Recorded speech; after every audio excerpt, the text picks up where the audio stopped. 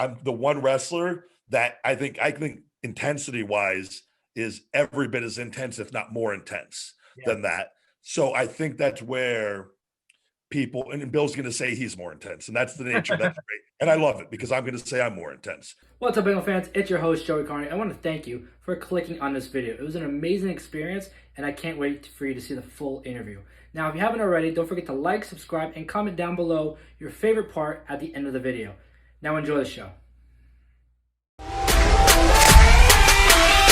Let's go, let's go!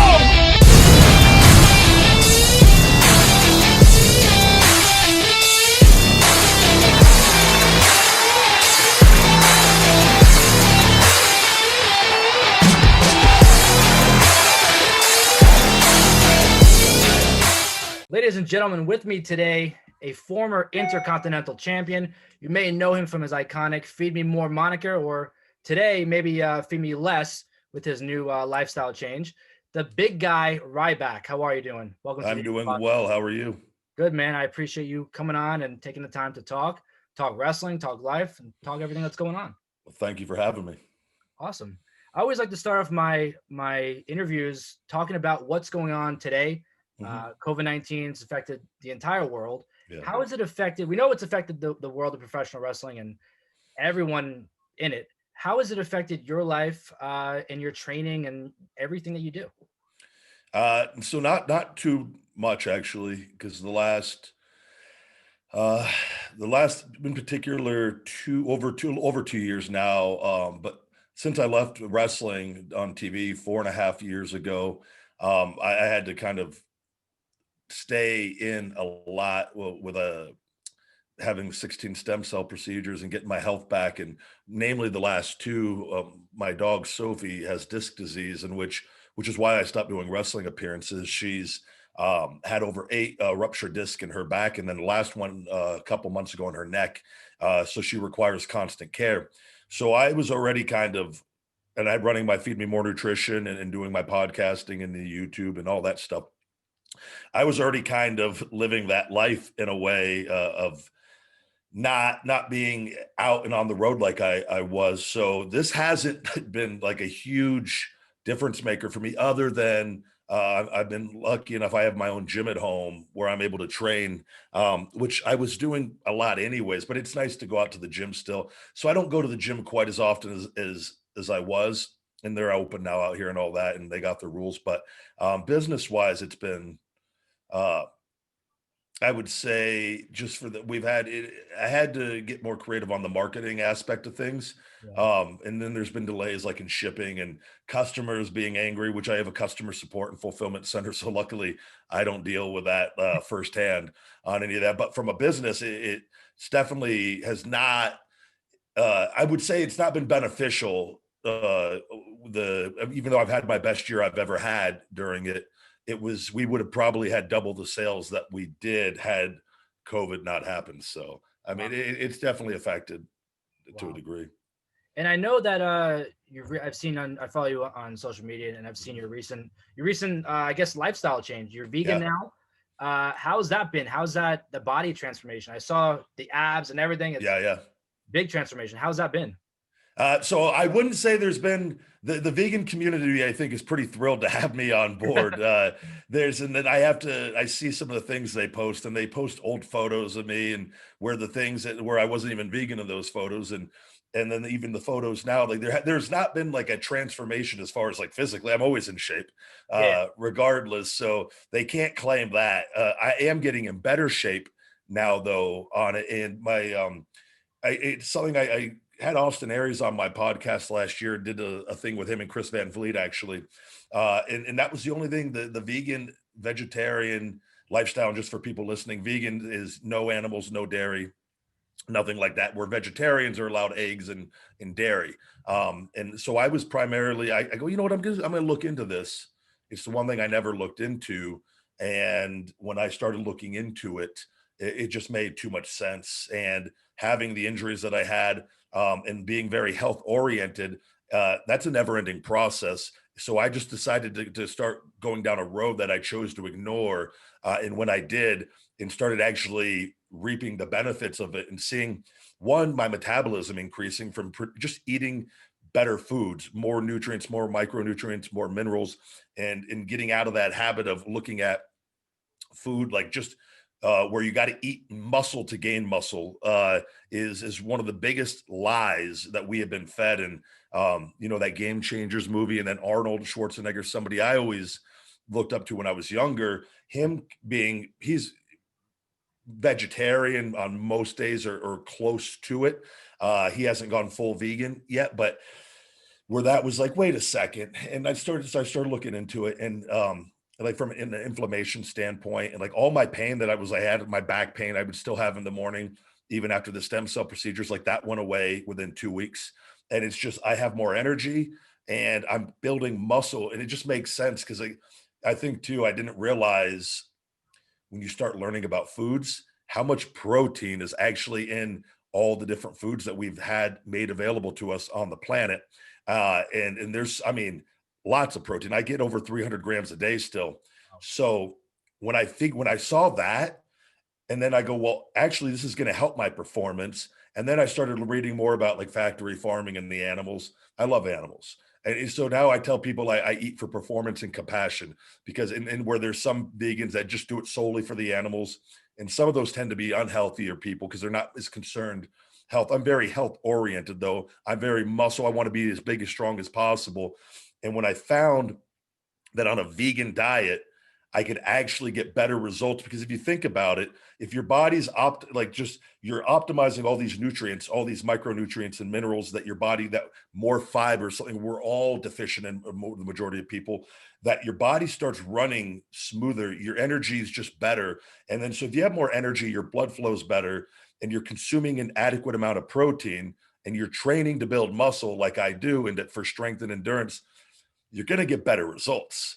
And so that was for me in wanting to come back to wrestling eventually and come back and be the best I've ever been. I'm very, very motivated and have a reason to go all in on this. And like, it's been over 11 weeks, and man, I've never felt better. Like, I honestly do not feel like I went through the injuries I went through. I don't feel like I'm 39 now. I honestly feel like I'm in my 20s.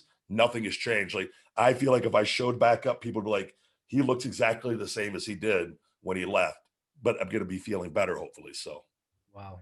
Let me tell you, that was quite a sell, because I've always debated trying it, and I never fully understood it and knew the proper information to do that. yeah, I think what you just said kind of just summed it up completely, what I would need to know. I mean, it sounds like it's really beneficial. it is. And we'll oftentimes too, the problem is you got people from all ends, and I'm not saying, and I know we've I think a lot of people sometimes we've always eaten animals. Well, we haven't always eaten animals. It's not, and we didn't have Chick-fil-A's and Burger Kings on every corner, and we weren't eating it fried 10 times a day or 8 times a day. I used to eat pounds of this stuff, and because I thought that that's what was the healthiest, and it's not. And you just got to try it. And when you start doing it, I tell people that you got to go in. Like, humans will sometimes, I've seen athletes and people on the Joe Rogan podcast where they go, oh, I tried it, I didn't like how I felt, like I was getting weak, and 2 weeks in they go back to eating meat or go whatever. Well, you didn't really give it a real fair shot. And you gotta learn. Like, it takes time to learn stuff. And like, I did this when I went vegetarian. I started suffering. I started getting tired, actually, and I couldn't figure it out. And I was still consuming 1 to 2 meat or chicken meals a week still, but on those other days I was vegetarian. And I talked to Austin, and rather than just giving up, I go, why am I getting so tired? And what I figured out, and I talked to another nutritionist, was in the morning with my coffee or my Wake Up Unlimited Energy, which has caffeine, my pre-workout.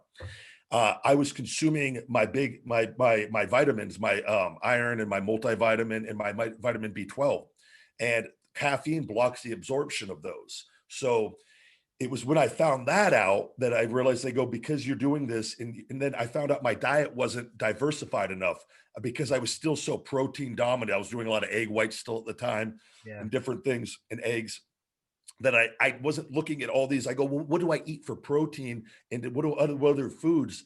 And so then I realized I wasn't giving myself the proper information to give myself a fair chance to succeed at this. And because what you do is a lot of times you go into it and you just start eating we eat for macronutrients rather than micronutrients. So that's where I made the shift, where I go, wait a second, why am I so obsessed with like protein, carbs, and fat when all the foods on the planet have all that to begin with? Yeah. I should be eating, as an athlete and wanting to be in the best shape possible, foods still acknowledge my macros. I still want the protein. I want to keep my carbs at a certain level, but what are the best foods for micronutrients and minerals? And when I did that, the floodgates were open, and I saw my energy improve and my workouts improving. And man, so you just got to give yourself time. Where oftentimes people will just like, oh, it's not working, and then I'm going to go back to just eating pounds of steak a day. Yeah. So no, there's a lot of different things in there. I think that I honestly, even things that you said before, I didn't know before. I didn't know enough about it. And it's also the consistency of it. Like you said, like you can't just do it for 2 weeks and say, okay, I tried it, it's not working. Yeah. No, whatever. Well, too, you got your source too with the people. See, there's all different peoples on the planet. See, I think this is why in the vegan community might be thrilled that I'm is because I think people will listen to me if they look and see, and you got to give it time, but I'm getting better results doing it. Oftentimes you'll see it, like, let's be honest, sometimes people, vegans, but there's all people, they could look pretty sickly at times. They would have looked like that regardless. That's how they live.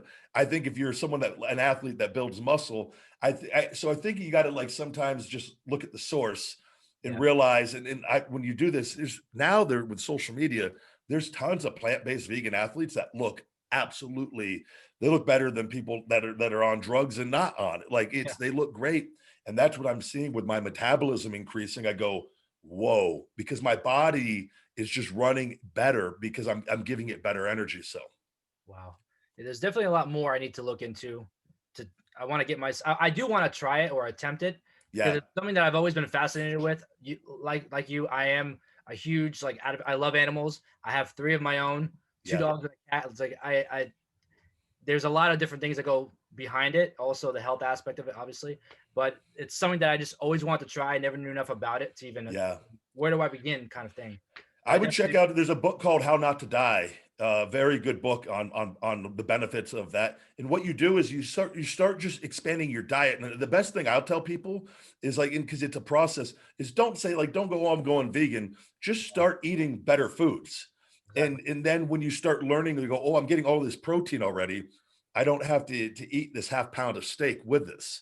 Yeah. And it takes time though. So no matter what your diet is though, including more fruits and vegetables, and are going to, because you're looking at it from an energy and micronutrient standpoint, our body processes that food much differently than it does processed food.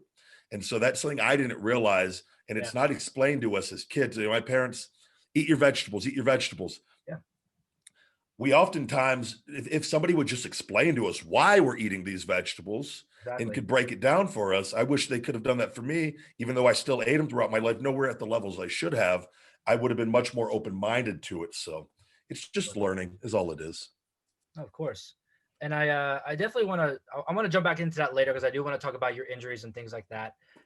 But I do like to ask everybody that I have on the show kind of like their origin story. How did you break into pro wrestling? How did you learn about pro wrestling and kind of, make your transition into it? Where did that begin for you?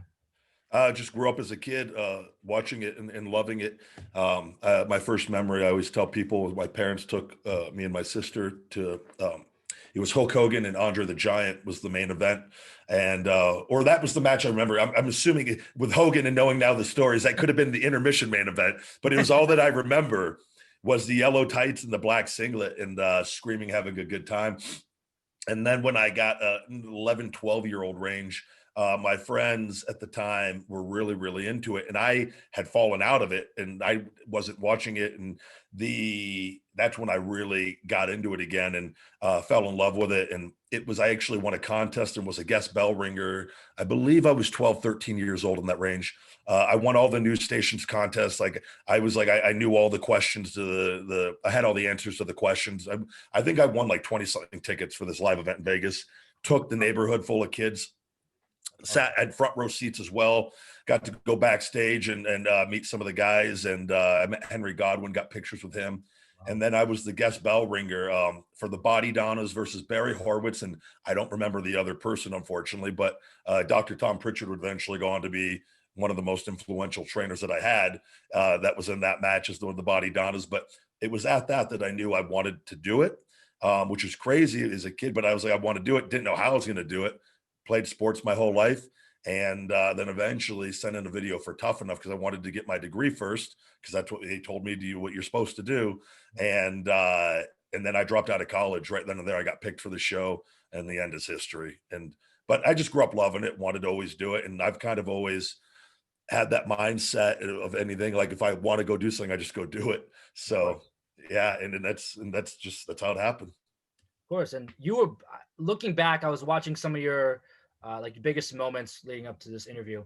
And I mean, Tough Enough 4, being a part of the Nexus, yeah, transitioning into Ryback from Skip Sheffield, kind of being the first person to be attacked by the Shield, kind of bringing them in. A lot of big moments, I think, in your WWE career that really are going to stand, I think, as iconic moments in the history of not only wrestling, but these different professional wrestlers in their careers, just being a part of that.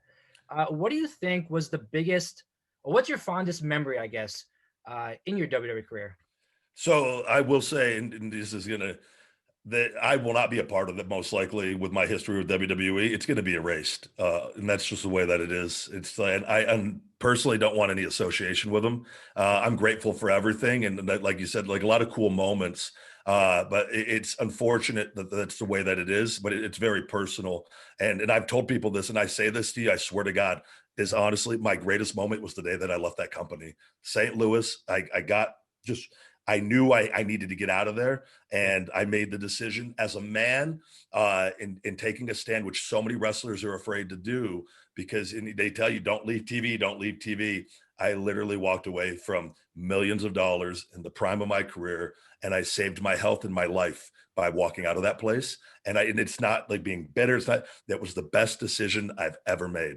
And it for me personally meant more that I finally, because there were a lot of very things I was not happy with, and not even creative, just from a company standpoint with me. So, but as far as in the ring, there was so many men. Just I always have nothing but love for the wrestlers and all the men and women there.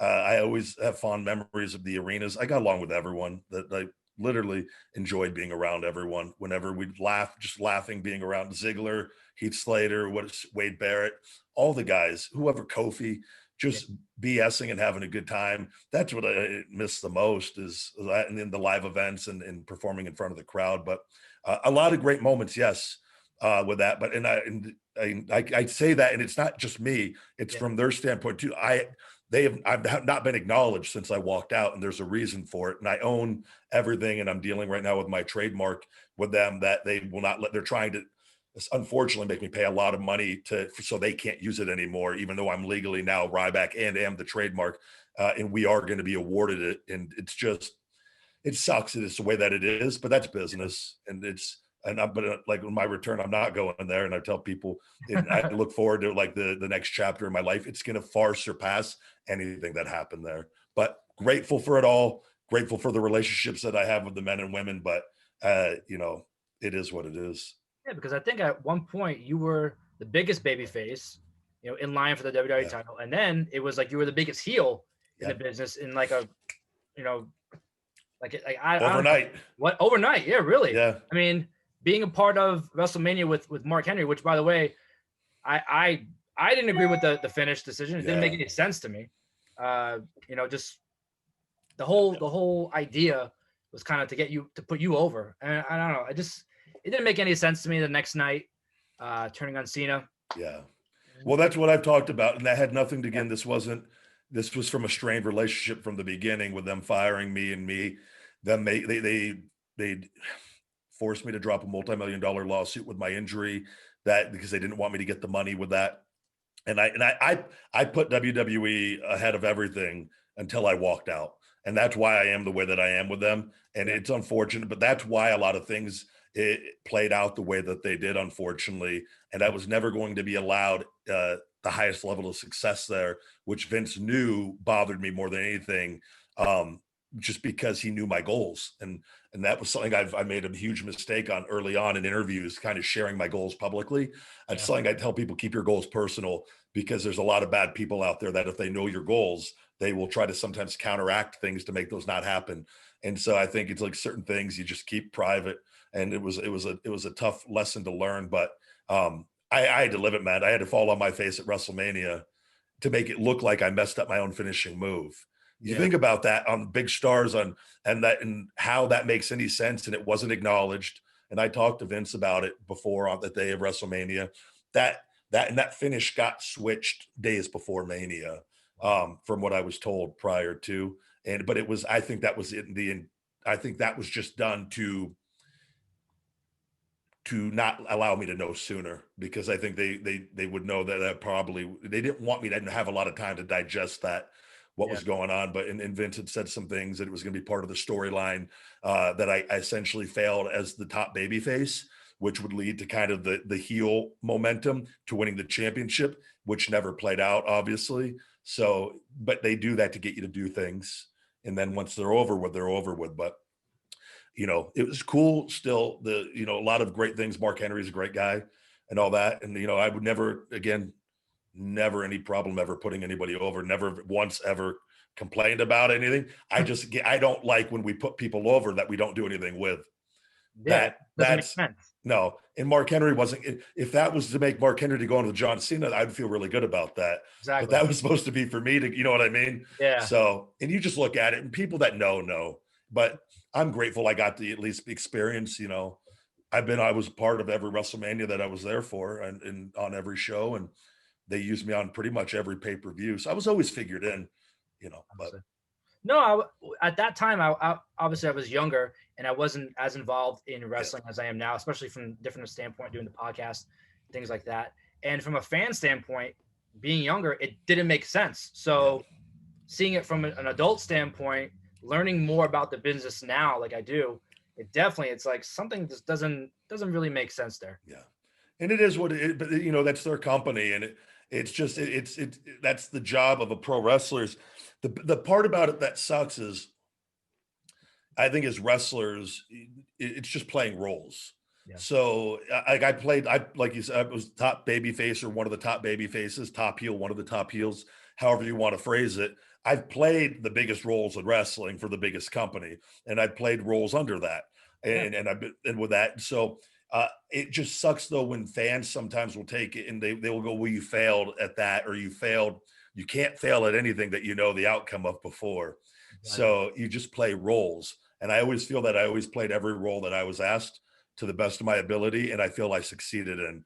It's just I feel like I wasn't cast in the right roles sometimes. And and it's good to sometimes have the fans back that up. Yeah. But that's where I kind of now have my own control of my own company and what I do. My Ryback TV on YouTube, which is doing well. I enjoy the creative freedom of just being myself and in working for myself. And I do look forward though to going back to wrestling in a better atmosphere, better circumstances, and in better health. Got it. And this is going to be the last. I don't want to talk too much about that. But do you think that the animosity from beginning, the first lawsuit you said you had, kind of trickled into like what happened with Ryback in your ending run with them? It definitely was. It was, and I tried to have conversations at different times, and it was. You see, I just feel like, and not to say that I think if I would have stayed there, I do think I would have had a lot of success still. I think, but they would have been. It's controlled success. It's not like and that was what for me when I realized though, and it wasn't as fun anymore because I was in pain all the time also, which with my injuries was another thing. There was a lot going on, but it was tied in, unfortunately, where I think sometimes certain like people that are vocal that get mad at me for telling my experience there don't understand the backstory of what actually happened. And like this company essentially just punched me over and over and over again. And I finally just took a stand for myself, and which a lot of guys, almost nobody ever does in wrestling. Yeah. So, and unfortunately the injuries, played a huge role in that. And I was getting, my last 2 years there were pretty miserable. they, they were giving me, it's called Toradol, which is a pain medication. And I say they were giving me, I was also allowing it too. So I take accountability for that. But I was being told that when it hurt you, this or that. But essentially that schedule and working 4 or 5 days a week for years on end, I wasn't addressing my health issues. It wasn't the doctors. They don't listen to that. They just want to keep you going. That's what the business is. And so they were giving cortisone in my shoulder and I was told I'd be all right. Well, when I walked out of there, I finally went and got MRIs and they told me at 34, I needed a 5-disc fusion and shoulder replacement. Wow. So, and I was told that if I didn't leave when I did, if I would have stayed there for 3 to 6 more months, I would have been forced to retire because the disc in my back would have been worn out to the point that the stem cells wouldn't have been able to save them. So, in which I've had 16 procedures, and I got my final ones coming up in February with this company, BioAccelerator, which has actually helped me tremendously. And it's allowing me, I'm literally in the best health I've been in since I could remember, like in my 20s. But all that was figured in to that and leaving in WWE, wanting me. I owned Feed Me More. I owned the big guy. They wanted me to sign that over on the new contract. Yeah. And they wanted, and with Ryback as well, which I never agreed for them to trademark that or things. And so I finally, which we're dealing with all that now on that, and had to legally change my name. And I will finally get the trademark. I've been told it will be awarded to me. It's costing me a lot of money, and it's going to take probably another year unless they throw in the towel early. But it was a strained relationship from the start. And I've talked like Hunter. Man, Hunter was my favorite as a kid, like growing up. Yeah. And I told him to his face, he was a huge disappointment to me. And because he lies. And they like them, there were a lot of things, man. And I don't want to, they're not good people at the end of the day. And maybe they are to some people, but they weren't with me. And it sucks because I put them on a pedestal for a long time and growing up, man. And it's just, that's the nature of the beast, and it is what it is. But I don't let it stop me, and I don't hold on to like that hate and think about it. But when I'm asked about it, I could talk about it openly, and I've gone on and moved on. And it's just like I just don't, thankful for it all, but a lot of the lessons learned that have allowed me the success I've had since I've left. So, of course, and we see it more today. I guess it's the power of social media, how it's grown, especially since you were last there in 2016 to now. I mean, you see, it's not just 1 or 2 guys or girls saying this stuff. Like, there's a lot of people who are kind of saying the same thing in a sense where it's like, this is not a good place to be. They kind of take your life away in a sense. And now there's other options. You have AEW. We see Impact on the rise again. Ring of Honor, New Japan. There's other places to go. And I think now you're seeing a lot now, especially with the Twitch channels are taken away, the cameos, things are taken away, the inclusion stuff. There's a lot of stuff happening now that people I don't think saw before, and it's turning heads. And when, unfortunately, when I left and talked about it, there were a lot of people that said I was lying and things. I've never lied on anything. And how could anyone possibly know that that's never been there? And it was one of those things where I was like, I've stayed, nothing has changed, and just more people have talked. And then finally I get people apologizing. Oh, I'm sorry, whoever doubted you. And it's, I don't care. Like, I don't give any thought of worrying about it taking away my life. It just state what has happened. But the good part about this is there's now more options for wrestlers. Whereas WWE, when they bought out WCW, they had a monopoly on the business for so long, which is ultimately is leading to their downfall. And they've what I feel is a sinking ship ultimately with the business model. But now we have these other options where, having AEW here, they can, and I've said this, the biggest stars in wrestling are going to come from AEW moving forward because they have a better business model than WWE. And they're going to hit the lottery with some guys. I promise you, they will. It already happened. Yeah, and it's already, guys are starting to get momentum, and it's just the more time that goes on. I'm telling you, it's gonna be a really cool thing to see. The shift has already begun, but more people have come out and they're spoken. And the reason why a lot of guys and people don't understand don't talk is because, so I have my business now. I have income coming in. Most wrestlers don't have that. So you're not going to talk openly about what's going on because you don't want to get blackballed, or you don't want to lose that potential income, right? See, I don't have that fear. So I can speak openly and honestly, and I'd rather go flip burgers at McDonald's than go back and work for Vince. And I'm not, but at least I know there's room for advancement there. Yeah. Like, in all seriousness, like, but it's just, it'd be a better work environment. And I love wrestling, and it's just, but things need to change, man. And I think it's finally happening. I always speak for wrestlers, and I love the wrestling. I love wrestling. Like, I don't like the wrestling industry as far as what the WWE made it. Yeah. And nothing's fair in life and of that nature, but definitely a lot of room for improvement. I said a while back, I don't know which interview it was. I said WWE almost subconsciously created AEW just from all the mistakes and the bad decisions. And you got a group of guys that said, you know what, we're not doing this. We're doing it Yeah. a different way, and they kind of created their own thing. And now you got AEW. So I think in a sense they did kind of create their own competition by, Perfect storm happened, yeah, and a guy. The issue always was too is somebody with the financial backing, and that real financial backing to, like, people.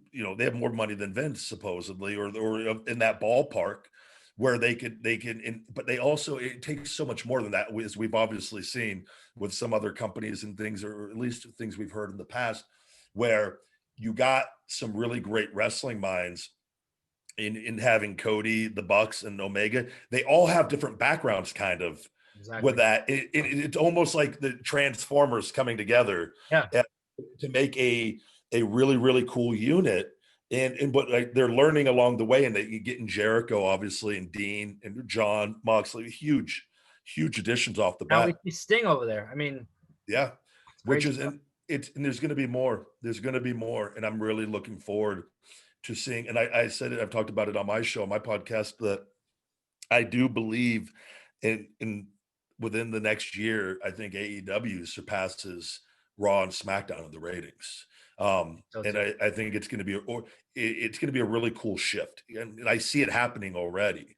It's already, the ball is already in motion. So, Yeah. um, it's just, it needs time. It takes time to develop stars, Yeah. and they did it. That's what the fact that they've even got this far is so huge. And dude, with COVID and everything going on, it's just, it definitely hasn't helped, and they've still continued to grow. So, like, I'm To excited for work them with too when other they get a companies. crowd back. Yeah.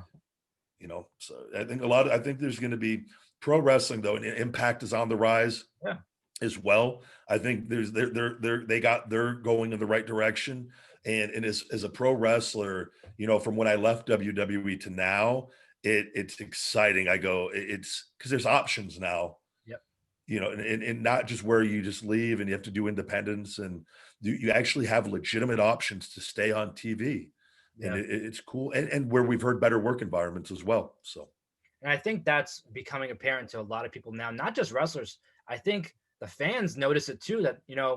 seeing, for example, you see Dean Ambrose in WWE and you see John Moxley in AEW, there's a different like aura. It's Uh-huh. more, it's a different vibe you get from them seeing on TV. They're not just playing a character. It's real. This is real, and they get to be themselves, and there's more control, and it's just a lot of Yeah. more positive things that go into it, I think, today, because all the options are different now, so And when you say that, it's real. I think it's just, it allows, I think, talent to be closer to their real life personalities, because at the end of the yeah, day, wrestling's entertainment. So, like, exactly. you gotta, like, I just think, though, they're allowing which is, that's a good, it's a good point, though, that you make. It feels realer to you watching. So Yeah, that means they're doing their job of allowing the people, they're not scripting things out so heavily, or making people play characters that are so far off of their true identities, which is a testament to how good that, even though, again, there's always going to be, no company's perfect. People are going to have their criticism still. yeah, That is a huge step in the right direction, though. And to me, as a wrestler, I want to go work for a company that's going to let me go get as over as possible. yeah. And that's all that would to me. And that's why a lot of people, that's where WWE, you lose that creative freedom, and then you get cast in roles where you're told that, nope, the brass ring, there is no brass ring. So it's, that to me is what is really, really exciting.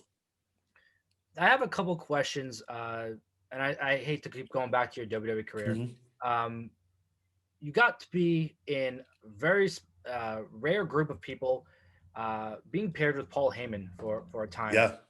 What did that mean to you to be for them to approach you with that idea and for that to happen? Because it's not everybody's put with Paul Heyman, Yeah. So what did that mean to you? I think Paul's great as far as maybe promos. I didn't want to do it at the time. I didn't care. Like, I'm not friends with Paul, and it's I don't want to say anything bad about Paul. I'm trying to it, I'm very honest, and I don't think sometimes I'm very real, and I like good people. And in working with him, he was working with Punk, and that was all for Punk. And I knew going in, I got pulled out of the Bully role, which I was finally getting some good heat with, to go then fill a spot for a couple pay-per-views that was never meant to be long term. Again, I didn't want a mouthpiece. I could talk. There's people clearly could see on everything I'm doing. I don't need somebody talking for me. And I didn't want to be a part of it. I gave it everything I got, but it was to keep Paul on TV. His steam with Curtis Axel ran out shorter than he was expecting. They needed to call an audible. Paul got me pulled out of my current spot that I was in, that growing in, at least at the time. And it was what it was. I think Paul is great at everything he does. I just didn't want any part to do with it because there was never a long-term goal. There was never an explanation like, we're putting you with Paul and this is the goal. See, and I'm very goal-oriented. I like to know the direction at least. They don't know any of that there. And so to me, it was just all kind of that. It was what it was. And then I went on. I had a lot more fun tagging with Curtis Axel, even though that was my quote unquote punishment period. And where Curtis took all the jobs on all the matches to protect me still. But they were like, whatever it was what it was. But I had the most fun during that period with him because he's such a great guy. And live events, man, we were working main events a lot too at different points or good spots at times. And not all the time, but at times. And it was, man, that was fun. But the Paul stuff was, it was never going to be anything special. So, and we saw that with Cesaro too. And whatever happened with that, it was just odd. There was just a couple pairings where you didn't really, it was just to keep him on TV for a couple more months until I think he was figuring out what he wanted to do next. So now it's kind of transitioning into the next question I had was, the Ryback Axel tag team you had with Curtis. Did you have any thoughts of ever being in a tag team? When they brought you that idea, was that like a surprise to you? Like, how did that really play out? Yeah, me and him both what happened. I think we were in England, and to give you a funny little story, we had a promo, but Paul was in the ring, and we heard like on the monitor or something in the back where he kind of buried us on TV, like he was done with us. Yeah. We weren't even told that was going. We just knew he was going out to the ring by himself that night. Yeah. So, and then they like the writers or someone came up, okay, you guys are going to be a team. And we were just like, me and him have known each other from developmental. So we're like, that's fine by us, whatever. So many things are going on there all the time. You're just like, whatever. And I'd already been put through the ringer now, through the babyface run, through the heel run. And now it was like, whatever, just where the money, whatever. And that night, I actually, Paul paid for all my beers, and Curtis sat there, and we just drinking. And I don't think it had to have been a couple hours at least of just me just berating Paul Heyman of just what a piece of shit he was, because he was not honest and upfront about a lot of things. And for that promo that he did that buried us, that didn't, there was no, it was, I thought was very unprofessional, not just from him, but from everyone involved. Yeah. And I just let him know what I thought. But and I'll tell you, me and Paul got along after that. Afterwards, some time went by, but like, I'll tell you how I feel exactly about it. And I'm okay doing that. And it doesn't mean I hate you and wish ill upon you, but I'm going to tell you if I don't like the way something's going down. But that was kind of what led to me and Curtis Axel being together. And then I remember Road Dogg came up. And Road Dogg, somebody in the meeting, and I think it was Road Dogg, said the name Ryback Axel. And I go, I love it. Let's go with it. And that was that. Wow. You know what? And it was really entertaining. Whatever it was really entertaining. I loved the team. I mean, I loved everything you did. Going back to Skip Sheffield and the Nexus, everything was entertaining. I loved Thank you. The face run. I honestly thought you were going to get the title in that run.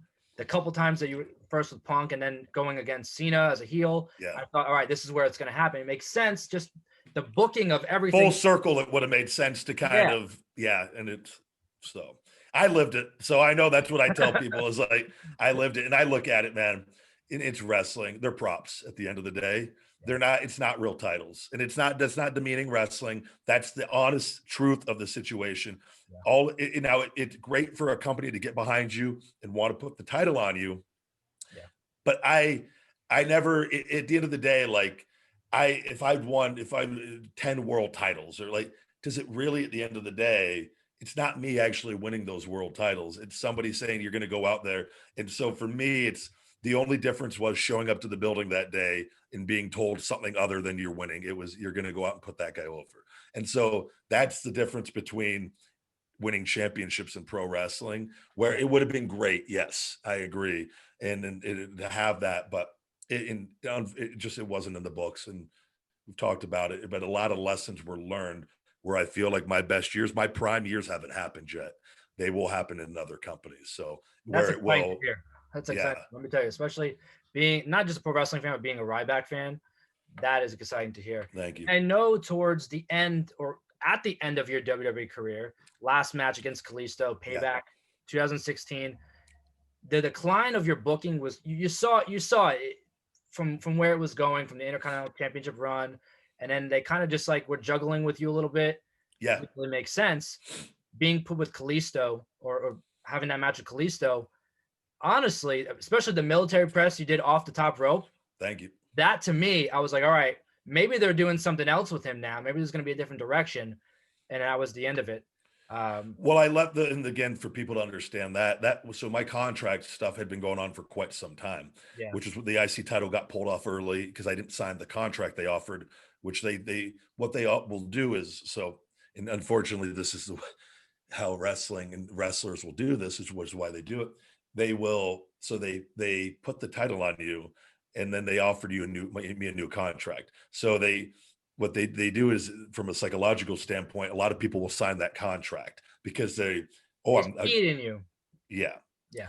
So, and when I didn't, that cut that title run short because I was not happy with a lot of the things on there, but we'd agreed to new figures and it came to a deal, but I wasn't going to sign over what they wanted me to sign over. So that was that caused a major roadblock because they were not budging. Like they did not want to work on that at all.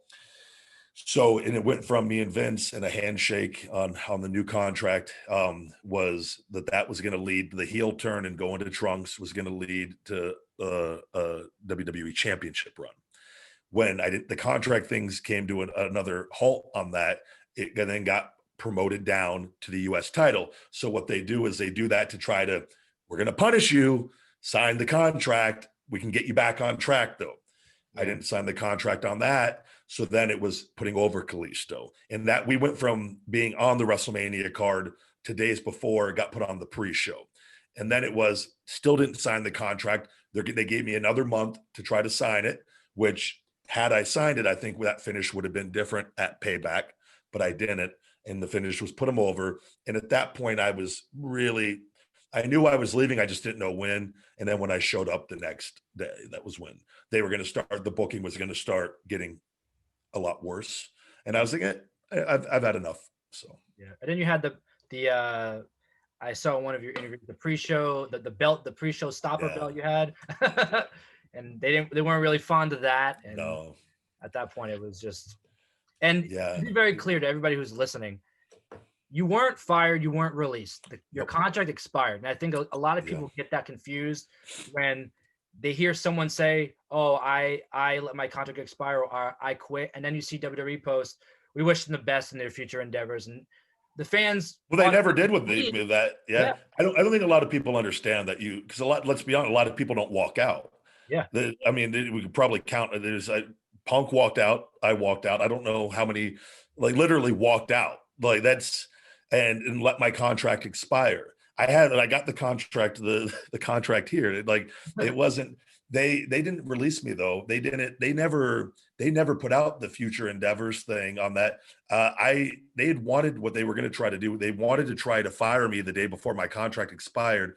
But again, I've always been a step ahead of them. When I walked out, I got my ear and nose fixed and went on injured reserve. Yeah. So, and when you go on injured reserve, you need to be cleared by them.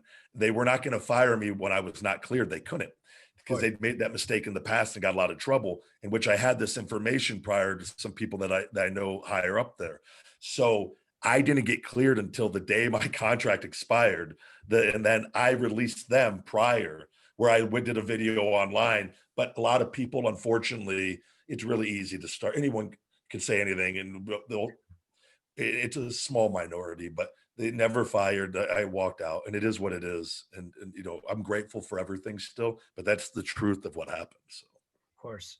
And what were your thoughts going into creating that video, the wishing them the best in their future endeavors? How did that, I mean, all that anger you had, or animosity with them at that point kind of just built up to that point. How did that, was it like a nervous thing about it? Were you anxious about it? Or was it just, screw them kind of thing? no, it was just simply they've done that to talent since for how long, of where it's kind of a backhanded thing Yeah. on it. And so, and my thing was, I was wishing them the best in their future endeavors, because I was never going back there. I'm not going back there ever again. And I knew it at the time. And I just thought, and knowing, because you got to understand, they were trying to fire me the day before my contract. They wanted me to get cleared on the thing, and I didn't get cleared until the last day. And and knowing some of the people in their health, the department there, the health, what's the word I'm looking for? But that deal with the people with the talent, in the talent relations in that department, they kind of smartened me up to what was going on. That because WWE wanted to get that upper hand on me because of things I publicly had said at that point already, which they never were able to. So that was kind of where that video was my final kind of ha ha at them. You guys can't get me. I'm out of this now. And the contract expired. So It is what it is, man. And I'm glad that you're in a better position for it. Not a lot of people can say they walked out, from the WWE and ended up better. yeah. It's very In every way possible. Like, it's crazy in every way possible. And the number one thing, your health is much better. So that's awesome to hear. And again, and I tell people, man, I'm thankful. I wish my relationship with WWE wasn't what it was. I wish it was better, man. I wish the wrestling business on their side was better, and things. And it sucks.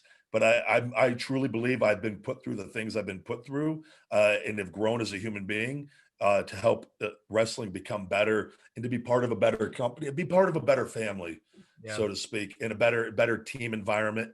And like, I don't, and my experiences, I wish to, in different things. I look at it, I looked at the time when I got thrown into the main event with Punk, like, man, I wish me and Punk got along better. We always did before that, and a lot of that, but I got it. So as a human being, I got to be careful though, to not let I was with some situations with main event talent and being in there, and Jericho's one that was always great to me. So I'm glad I got that experience, because I have that now. I understand how I want to be able to be with other people when I work with other people. And I don't want to be that dickhead that some guys were, maybe because of money, and in that environment. I don't want to be that. And I never have been with that. So, and just being able to move on and to go to another company eventually, though, and kind of not start over, so to speak, from a character standpoint, but start over fresh, and just like I said, a better family. And the past is the past, but to learn from it, and not let how some talents were with me, not to be that to other talents. So, of course. And or actually at the beginning of your career, the fans, this is a big thing that I remember. The fans used to chant Goldberg. Yeah. To try to compare it to Goldberg. And I always thought about, like, how did that affect you? Did it affect you? Like, what was that, like, the mindset you had hearing them chant Goldberg in your matches? Yes, there was similarities. You had the streak run with your wins and different things like that. But what did it mean for them to chant that?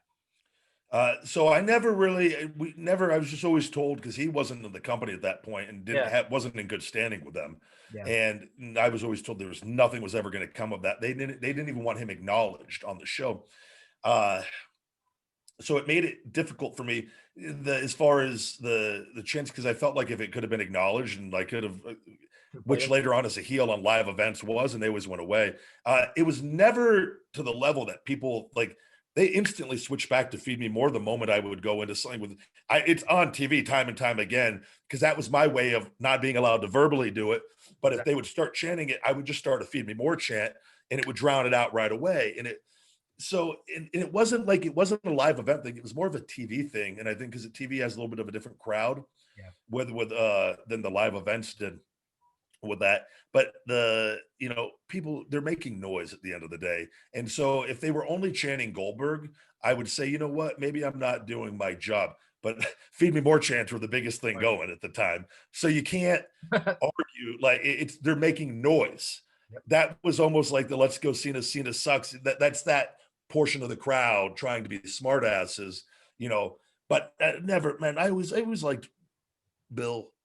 His intensity, growing up, was unrivaled at the time, and things of that nature. But I'm an entirely different wrestler. Unfortunately, though, I think, and I say unfortunately, just from that standpoint, I think I'm the one wrestler that I think intensity wise is every bit as intense, if not more intense than that. So I think that's where people, and Bill's going to say he's more intense, and that's the nature. That's great, and I love it, because I'm going to say I'm more intense. But we're two entirely different wrestlers on that. And I think people that have watched, I mean, and you go watch working main events, 35-minute main events, doing live events all across the world, 20, 25 minutes.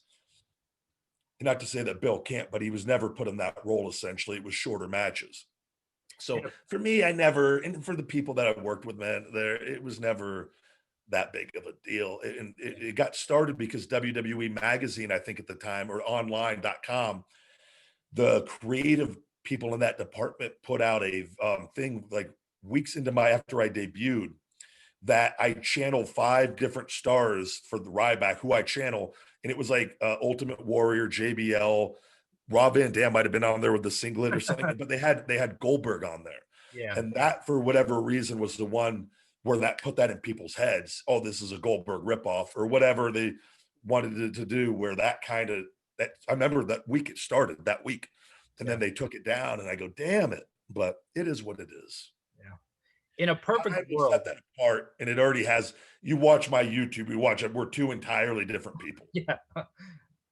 By the way, I do love watching your YouTube channel, Ryback TV, and the podcast. Thank you. Man, it's entertaining stuff, and it's like you see the serious side, and then you get, you have the rants, and then it's entertaining as hell, man. So I do enjoy. Thank you. In a perfect world, I know this is really hard to answer. In a perfect world, do you ever see in a perfect world, things are cool at WWE? Is there a chance you would want to work with Goldberg in a match? Is that? See, I don't think that WWE is going to be. I don't see it ever happening, because I'm, again, financially don't need to go back there. So again, and it would take. It's not me apologizing to them. They've done some pretty bad things. Pretty bad things. And like you got to look at it from my standpoint. I was told I needed a 5-disc fusion and shoulder replacement at 34. This company was not this, and this is from injuries sustained wrestling in the WWE. I was left to my own to fix myself, which nobody will ever understand, and it's fine, what I've had to go through to get back to the point that I'm at. And not one phone call, nothing, other than legally having to spend thousands and thousands of dollars to get back what is already mine. And so I don't see them. It would take a lot, and it's them picking up the phone. And it's more, and it's not just an apology to me, it's a public apology. Like, it's that, like, going on Twitter, on both Hunter and Vince on their Twitters, and putting up public apologies, and then a lot of stuff getting put in writing. Like, and they're not going to do it, because they don't operate that way. And it was never, I was never bad to these people. It was always the other way. You can tell from your work. You were their guy. You were the, reliable to be the guy. Yeah. And you got to understand, people, like, to me, I have very high goals for myself, and unfortunately in wrestling it's not like UFC where if you go win you go knock somebody out, it's entertainment. So you Exactly. play roles, but I gave them everything. I media man every week, and I'd always told them, I want to do media every day, going Yeah. on little sleep, man, 45 minutes sleep, then going and performing and main eventing, and it gave them a lot, man. And don't get me wrong, I'm grateful for everything, but it was from a financial standpoint too, of being downgraded and being worked even harder. And there was a lot in being, at the top merchandise seller with Cena and having everything pulled during that heel, like literally everything taken away. Yeah. Dealing with someone's livelihood on different things, and you can't understand that unless you're there and have given your life to a business to do that, and to be in that spot and to be so close and to have the results there where everything's clicking, and then they're like, nope, we're just going to toy with you. It was a tough pill to swallow, man. But I haven't. I think the cool part about it is I think if that would have happened, if we've seen it in the past, it would have been the story of a wrestler and the body breaking down, drug use, and then you would have seen a downfall of a pro wrestler, of quote unquote the movie The Wrestler. Instead, you've seen this guy have more success, build his body back up, be happier than ever, have this huge supplement company now, making more money than WWE when I was there, and to be able to go back to wrestling. It's fueled my success outside of there. So I'm grateful for all of it. But it was, you always want to reach the highest level, whatever you do profession wise. So to me, that's why there's that hunger to come back and compete, and to still prove that I can go at the highest level, and I've not lost a step. Like, I'm going to come back better than I've ever been. Like, I say that like with no doubt. So I'm excited for the future. I'm ready for. I think the fans are ready for it too. And I'm a huge advocate for spreading positivity, Yeah. living a positive lifestyle. Big fan of Gary Vee. I know you are too. Hmm. Been following him for years. With everything that's happened to you within your career, the negative stuff, you found a way to power through it, stay positive. You saw your whole social media game change uh, from what it was to now being, spreading that positivity. What was that? How did you get into the whole mindset of being positive? It's who I am. So essentially, Yeah. and I will say this, huge Gary Vaynerchuk advocate. I cannot wait to be back wrestling. I fully intend to be part of his Vayner Sports, That'd be his agents. I think he signed Charlotte, and he's Yeah, signing a bunch of. Charlotte. Yeah. I tell people this. I look forward to the day where I'm on stage with Gary and we're telling like stories. He's that guy's helped me so much just without even trying. And there's been a couple little dialogues between us, but he's such a smart businessman, but he's just himself. And that was for me. I think what sometimes in wrestling we can get limited. People are scared to be themselves because you don't want people to, you want to keep that mystery, brother, to the Yeah. character, because that didn't exist in that day and time. We live in a different time now. So and this is why my social media game is the way it is. I believe I believe the biggest stars in wrestling in the future are going to be the biggest stars in social media also. That because you show your personality. You look at a guy like The Rock, who had a ton of momentum and success with all his other stuff, but he's not only the biggest star in the world, he's one of the biggest stars on social media. And they kind of go hand in hand. But I think social media is a great tool. And this is why WWE is trying to kind of crack down on it a little bit, is Exactly. because you can show your real personality, and which is the whole goal of what I'm doing, and to get people to just fall in love with me being me, and which will then carry over to when I go to wrestling, whether I'm playing roles or not. They're invested in me or my brand because they know me and I've got to know them, and there's a more personal connection on that. Which is Gary. I was very anti social media my initial time in WWE because there was a lot of negativity on there, and I didn't have a business at the time, and I didn't understand the importance. Um, and I wish I would have. I wish I would have made all this in 2012 because the momentum would have been so much greater. But better late than never. And it's really, Ryback TV, like 19 months old. We're approaching 300,000 subscribers, and it's there's a lot going on with my social media as well. Like I'm suppressed by WWE with social media. People don't know they tried to get me to sign over everything in 2016 when I left. I have the paperwork and I posted it before where they wanted my Twitter, my Instagram, and my Snapchat. And when I did not sign it over to them, all my accounts became suppressed. And they work very closely with these social media companies. Now, there's a lot of stuff going on with algorithms and all that anyways, but my engagement has taken a huge hit since 2016, far past what my numbers are, even though I've still been able to grow with that. But I've had to do a lot of things specifically for YouTube to get my videos to be seen still. Wow. But we're growing, and that's the thing. And I think when I'm eventually able to get back on TV, you're going to see the momentum on this. I've laid the groundwork on all of this, and with Feed Me More Nutrition, we're going to see not just like one thing, 3 or 4 things I'm doing explode at a whole new level, and on top of the wrestling. And so I really, though, with Gary, man, they're so connected, and it's just the positivity. It's who I am. It's what is I when I was younger, and when I rediscovered the book, The Secret, which they're sending me. Rhonda Byrne just contacted me. She's sending me her new book, and that because they want me to review it, and which means a lot. And they put me in their last book, How the Secret Changed My Life, as their celebrity story. And it's who I am because I have quotes all over. I have them in my podcast room. It's simply because we live in such a negative world. We need all the love and positivity we can get. So they're little reminders. And if I'm having a bad day or if I'm feeling like I don't want to do something, I look up and I see my 10X by Grant Cardone, and I know 10X. I know if I want to get results, I got to 10X it. I got to put 10 times the effort. And so I try to keep these things around me. And I try to spread that because we need more people. Like, why am I getting, I don't want to use social media to be negative. And don't get me wrong, we're all human. We're all going to have our moments. But I want to put out, I like to say I put out 99% positive content to 1% negative at times, with that, which sometimes the negative will get highlighted, unfortunately, and it is what it is. But trying to put out more positive than negative because we all need it. Yeah, in today's day and age, I mean, you need that positive stuff, and especially from people in your status, that it does mean a lot. You know, going through now that you're talking about the stories and things you've went through, using that to kind of lead the future and say, hey, you can make better decisions. You could do this and show a positive outcome. I think people are listening. And that's, I think, the biggest thing. People are listening and they're starting to understand. I think that's the biggest thing that I had, especially with Gary's content. 2016 is kind of when I got put onto him, and it wasn't, I was a positive person. I didn't know how to or direct it, I guess. And hearing his content kind of just like, whoa, like just woke me up a little bit. And I was like, all right, I get it now.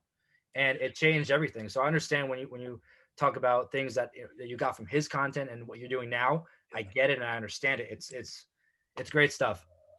It's becoming conscious too of negative thoughts, and because we all get them, and that when you are shifting out of it as quickly as possible. And that's, to me, has been key, because we're all human. Like, I get angry all the time, but I shift out of it. I don't dwell on it. And that, to me, is allowed for more success. And it takes putting that stuff out constantly, though. And sometimes people can get sick of it, but it's not for them. It's for the people that need it. And because it takes constant reminders. But like, I enjoy it, man, because it's reminding myself too that when I'm posting it or whoever, it's helping. And all people that work for me on my other accounts, they know who I am, so they know what to post on the different content, and it's pushing out just a better message. And because that's the only way we know, man. You just gotta, it takes time to learn it, and it allows for success over time. Having a negative mindset never is the way to go, but we've all been there. You just got to get out of it as quickly as possible. Exactly. Now you have your book, you have Feed Me More Nutrition, Ryback TV, the podcast, a lot of stuff going on for you. I know that you recently had some shoulder work done. Yeah.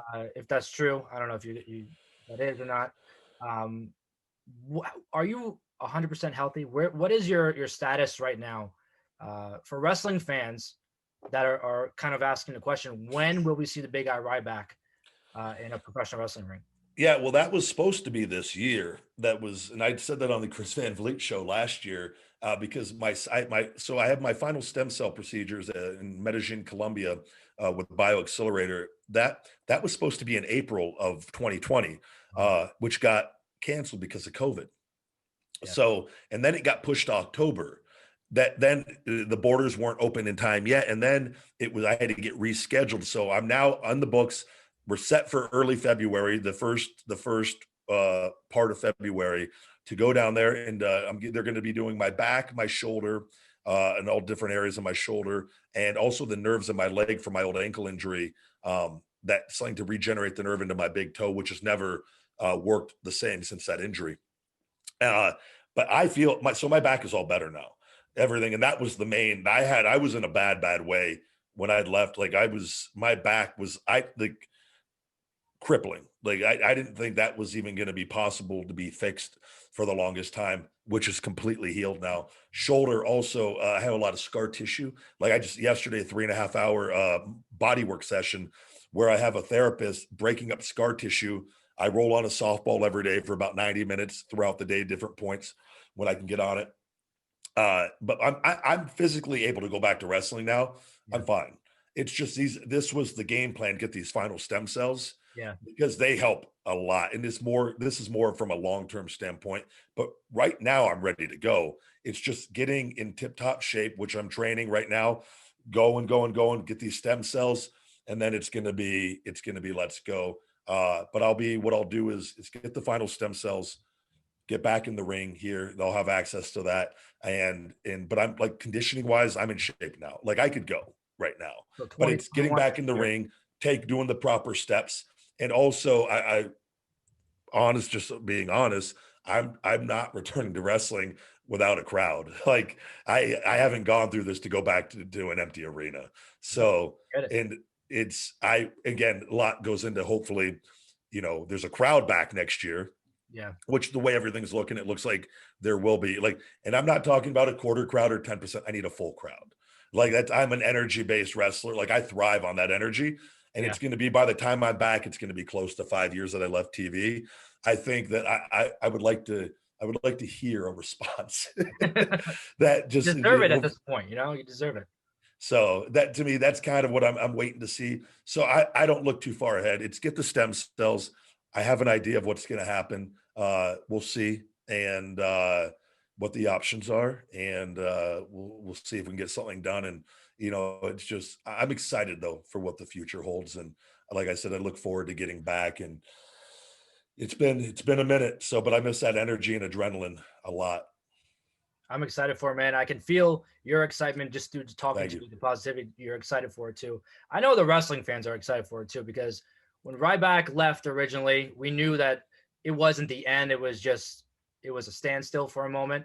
But I'm excited to see where Ryback, where you come back, and kind of take your place back, hopefully at the top of wherever you go to of a wrestling company. No, it was, I'm very, like, luckily I've always, regardless of financial status, there's a reason, like Feed Me More Nutrition, my brand Feed Me More there's a reason why I put the word hungry with that, is because I'm always hungry with that for everything that I do. No matter, you can give me $10 billion, it's not going to change my work ethic. I've been working out since I was a kid. I've been pushing myself, trying to evolve and grow mentally, physically, since at a very young age.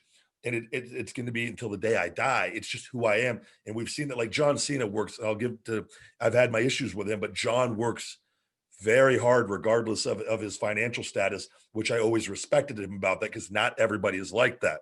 Exactly. I like that attitude. And so for me, that's where it's just everything that's happened, with that brand and allowing me to do Feed Me More Nutrition is an extension of my mindset. And again, with the supplements too, it's selling. I hate the supplement industry because they're so shady and it's so bad. It's filled with people on drugs, and they promoting products with artificial sweeteners, which have been proven time and time again to be bad for us, in artificial colors. The health and fitness industry is supposed to be about health and fitness. The unhealthiest people are involved in that industry. And so for me, it was making my own supplement since I was in my 20s, taking that and that everything that happened in WWE and having kind of stuff taken away, having that motivation to be my own boss and to put my own passion and energy into my business, and to see it growing is such a cool thing. And so I'm blessed to be in the position I'm in. And I look forward to, like, with everything I'm doing and talking like the positivity and the social media, man.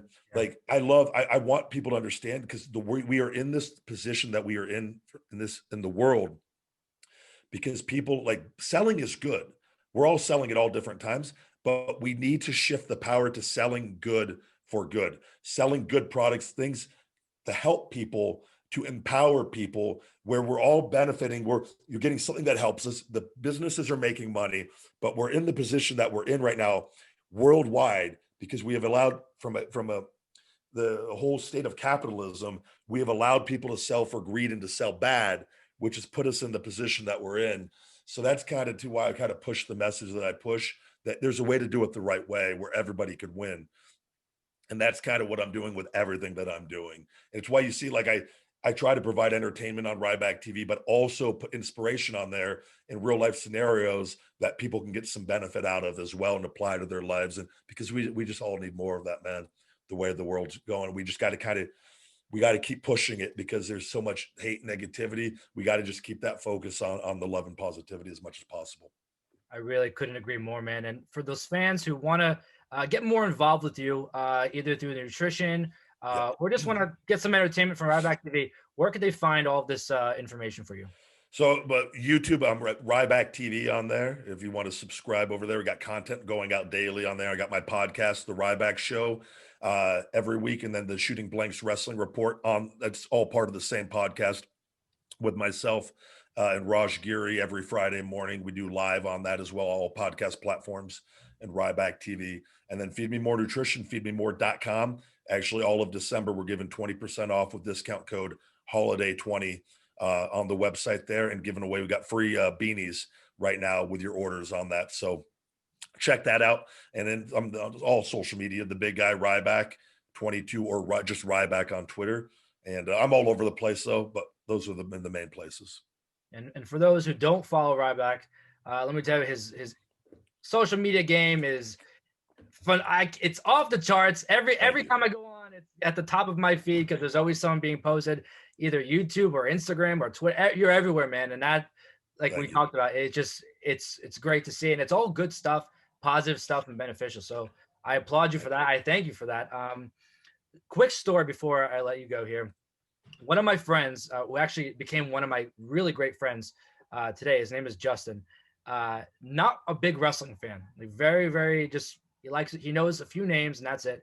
2013, this is where I met him, working with him. We worked at a place where we had to wear a suit, and we're selling watches. And I saw from under his shirt, I saw on the back, said "Feed Me More." Yeah. And I said, "Hey, you like wrestling?" He goes, "No, not really." I said, "I saw your shirt. Do you like Ryback?" And his eyes lit up, and we had a conversation about Ryback and Feed Me More. And he ended up being one of my best friends. So, it's a cool, fun story to have about. You're welcome. Feed Me More. Thank you. That's a cool story, man. No, that means a lot. Thank you.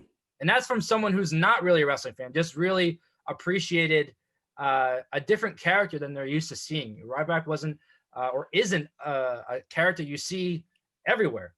So no, I appreciate your contribution to wrestling, and I'm honored to have you on the podcast. Thank you. I had a list of names of people I really wanted to talk to, and I kind of just reach out to them all the time. And when I reach out to you, it ended up working out. So I appreciate you coming on, taking the time to do this, and can't wait to see what's next for Ryback. Let's go!